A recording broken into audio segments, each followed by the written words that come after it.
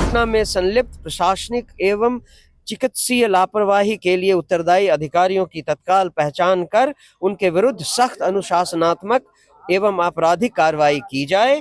पीड़िता के परिवार को 1 करोड़ रुपए की आर्थिक सहायता और परिवार के एक सदस्य को सरकारी नौकरी प्रदान की जाए।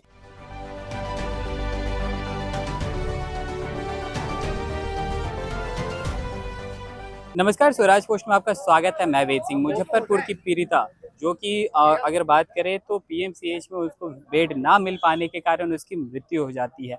उसके बाद से विपक्ष जो है लगातार इसको लेकर के सवाल खड़े कर रहे हैं बिहार के स्वास्थ्य व्यवस्था के ऊपर। आज जन स्वराज के प्रदेश अध्यक्ष मनोज भारती आज पहुंचते हैं राज्य भवन महामहिम राज्यपाल से मिलने और उन्हें ज्ञापन भी सौंपते हैं। क्या कुछ कह रहे हैं मनोज भारती, चलिए सुनते हैं। उन्होंने हमारी बातों को और हमारे ज्ञापन को ध्यानपूर्वक पढ़ा और सुना और उन्होंने बहुत गंभीर चिंता व्यक्त की कि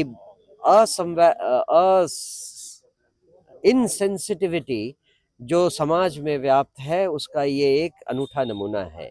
और लोग जब तक इस बात को नहीं समझेंगे कि इस तरह की असंवेदनशील घटनाएं लोगों के आसपास होती रहती हैं और प्रशासन कार्रवाई नहीं करता है, जब तक वो नहीं प्रशासन पर दबाव डालेंगे तब तक प्रशासन को समझाना मुश्किल है। उन्होंने हमारा ज्ञापन लिया और कहा कि अपनी तरफ से वो जो कार्रवाई संभव है उसके लिए दबाव डालेंगे।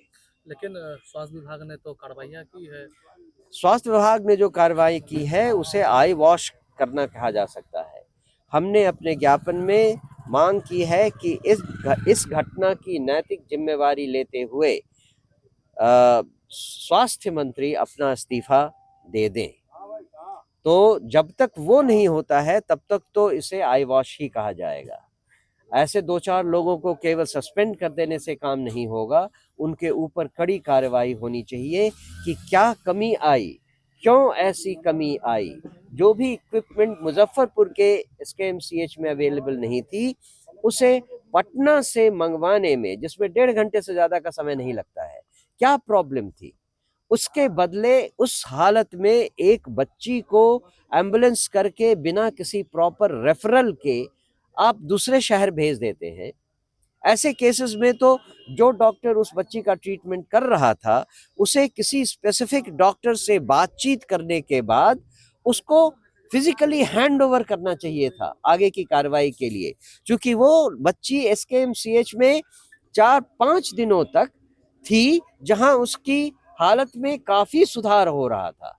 तो ऐसे हालत में नेग्लिजेंस के कारण, मेडिकल नेग्लिजेंस के कारण उसका देहांत हो जाना पूरी व्यवस्था के लिए एक शर्मनाक बात है। तेजस्वी यादव कह रहे हैं कि आईईएमएस में बेड बेची जाती है मंत्रियों के द्वारा, मंत्री को उसका कमीशन आता है, इसको कैसे? आप उनसे ही पूछ लें कि वो क्या देखते हैं, पर हम तो केवल इतना जानते हैं कि बिहार में स्वास्थ्य विभाग बिल्कुल बेनकाब हो गया है और उसकी सारी कमियां एक साथ जनता के सामने आ गई। जनसुराज क्या चाहती है कि सिर्फ ये जो पीड़िता है सिर्फ इसके न्याय को लेकर के आवाज बुलंद करी या सिस्टम को सुधारने की? हमने जो 4 मांगे की हैं वो मैं आपको पढ़कर सुना देता हूँ। सबसे पहली है, स्वास्थ्य मंत्री नैतिक जिम्मेदारी लेते हुए तत्काल इस्तीफा दें।